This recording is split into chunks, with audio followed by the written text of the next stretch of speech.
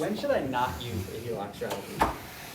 Oh, that's easy. One, no discipline. And what I mean by no discipline is if you feel like you would have the tendency to tap into the equity of your home to buy liabilities, then that's one good reason not to. Another good reason, probably the best reason not to, is you're not financially prepared for it.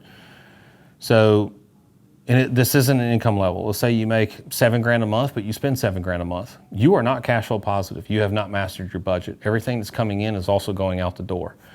The only way to pay down principal is to pay down principal. And you do that with cash flow positivity. It's not just changing the vehicle from a mortgage to a HELOC that just immediately makes you successful. You have to start with the basics, which is budgeting. So if you're living paycheck to paycheck, not. And I've seen all walks of life living paycheck to paycheck. Actually, more often than not, it's the high income earners that are way over leveraged, that have, I was talking to a gentleman out in California. Actually had multiple phone calls with him.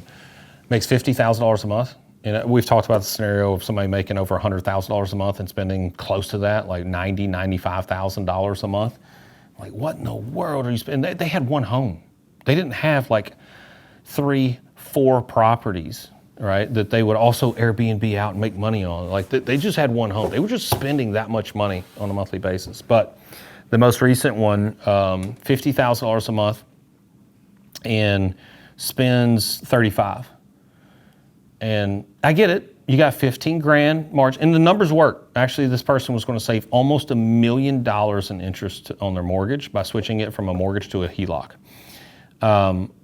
So still healthy enough to do it, but I just had to ask the question, like, why 35? $35,000 is a lot of money going out the door every single month. I know 50 sounds like a lot of money, and I know that 15 profit margin, not profit margin, but your margin on your cash flow sounds good. But it's the equivalent of somebody making 7 and spending 5, right? What is that on? What are you spending $35,000 a month on? And he didn't know.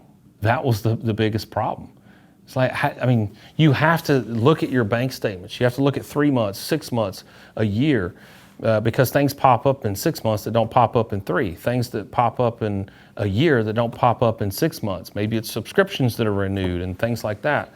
So, I've got annual premiums for my insurance. Those pop up once a year. They don't pop up every month or every quarter in my bank statements. So it's things like that that he needs to go back to the drawing board and investigate. What are some things that you can shave off? Because if you don't own 10 other real estate properties and you're still spending $35,000 a month, there's a lot of room for opportunity. Yeah, that's the big one, is you're living paycheck to paycheck. It's just not going to work for you. It's not something you should entertain at this time. This isn't a magical elixir or a magical pill that you just flip the product and all of a sudden it works. You have to work too.